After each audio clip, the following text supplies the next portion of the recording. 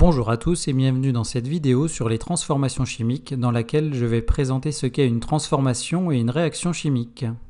Je vais commencer par définir ce qu'est une transformation chimique et une réaction chimique. Tout d'abord, donc, la transformation, elle est définie comme étant donc le changement d'espèce chimique d'un système ou la modification de leur quantité de matière.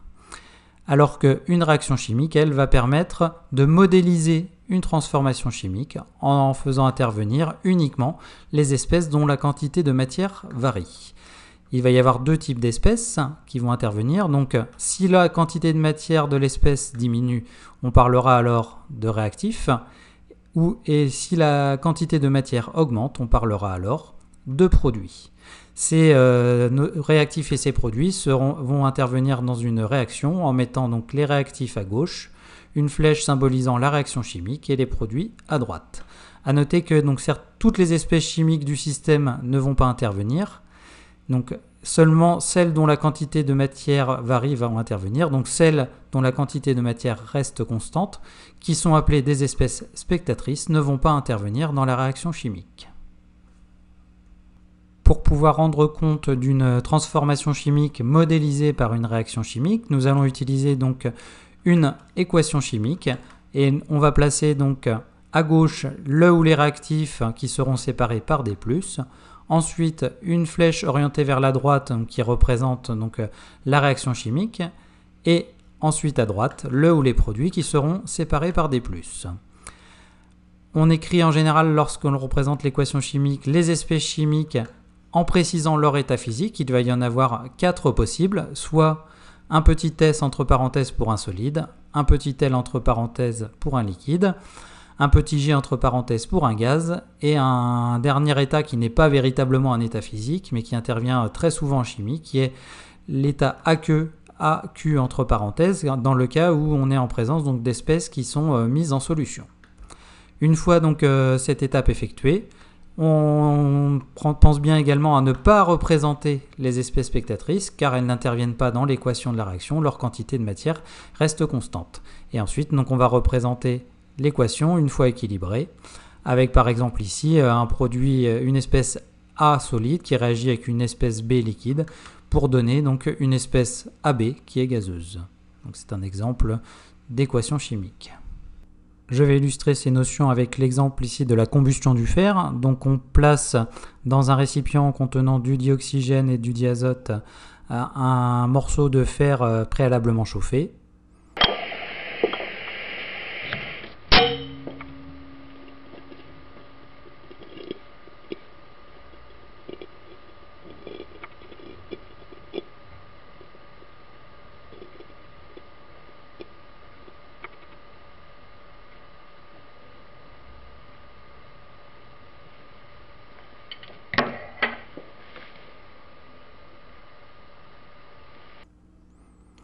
Donc, on a le système qui passe donc d'un premier état qui est le suivant à un deuxième, ici.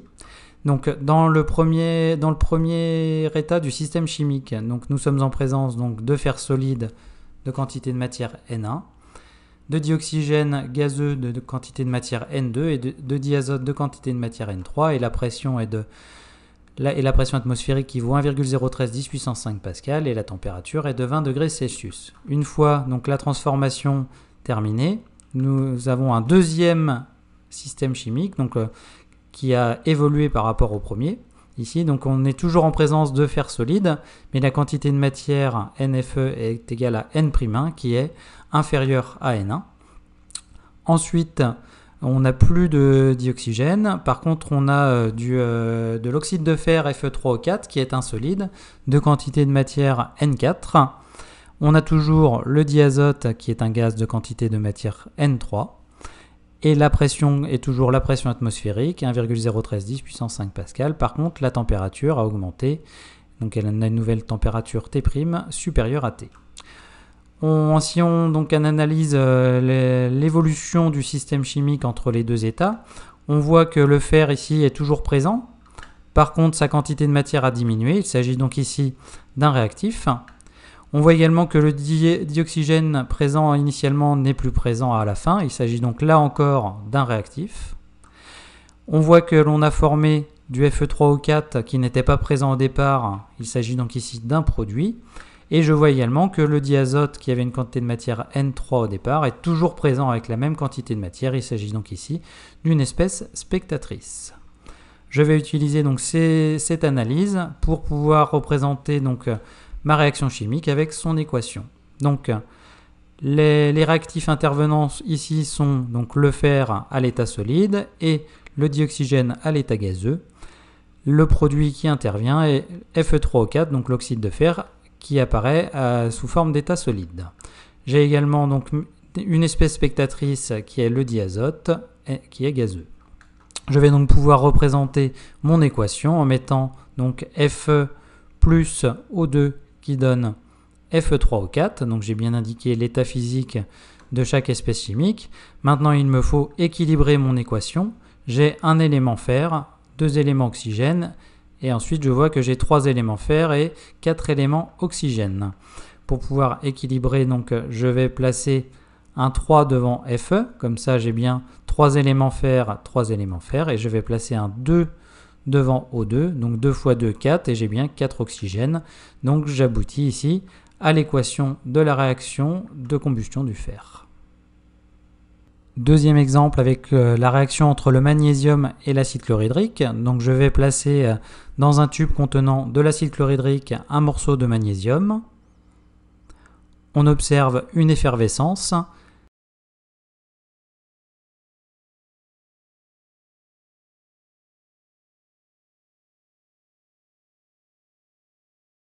Si je place donc une allumette à la sortie du tube, j'obtiens un bruit caractéristique du dihydrogène, ici une petite explosion.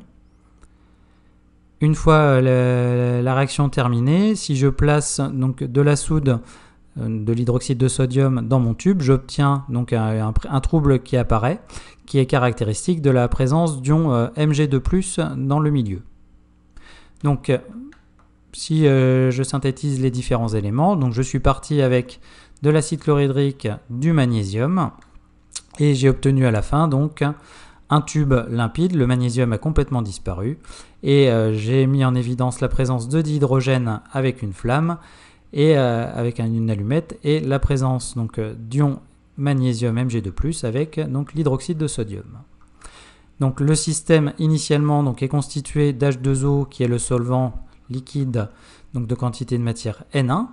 Ensuite, d'ions H+, qui sont aqueux de quantité de matière N2, d'ions chlorure qui sont également aqueux de quantité de matière N2 également, et donc de magnésium solide de quantité de matière N3. La pression atmosphérique est toujours de 1,013 puissance 5 pascal et la température est de 20 degrés Celsius. Une fois donc la réaction terminée, je suis maintenant en présence dans mon système, toujours d'eau liquide de quantité de matière N1, d'ion H+, de quantité de matière N'2 inférieure à N2, d'ion Cl- avec toujours la même quantité de matière N2, et je n'ai plus de magnésium. Par contre, maintenant j'ai formé du dihydrogène H2 qui est un gaz, donc de quantité de matière N4, et j'ai également formé des ions magnésium Mg2+ aqueux de quantité de matière N5.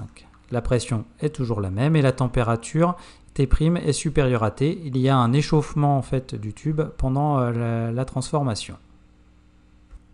Je vais analyser donc l'évolution de mes espèces chimiques. Je vois que premièrement donc le magnésium qui était présent au départ n'est plus présent à la fin. Il s'agit donc ici d'un réactif.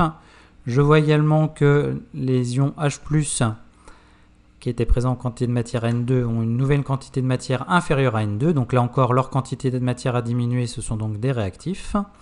Ensuite, je vois que j'ai l'apparition donc d'un gaz H2, qui est donc un produit, tout comme Mg2+, qui est apparu aussi.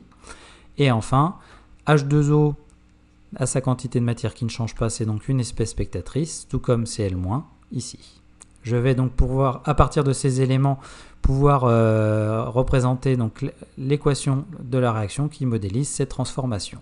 Donc, dans les réactifs, j'avais Mg à l'état solide plus H+ à l'état aqueux. Dans les produits, j'ai formé Mg2+ à l'état aqueux et H2O à l'état gazeux.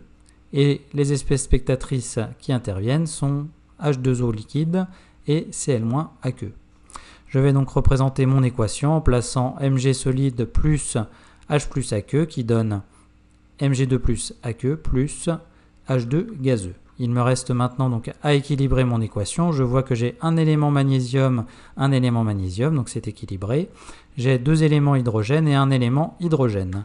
Donc en mettant un 2 devant H+, je vais avoir 2 éléments hydrogène, ce qui va au passage en plus permettre d'équilibrer les charges électriques. J'aurai 2 charges plus qui sera égale à 2 charges plus également ici. Donc l'équation de la réaction entre le magnésium et l'hydrogène est Mg plus 2H+, qui donne Mg2+, plus H2.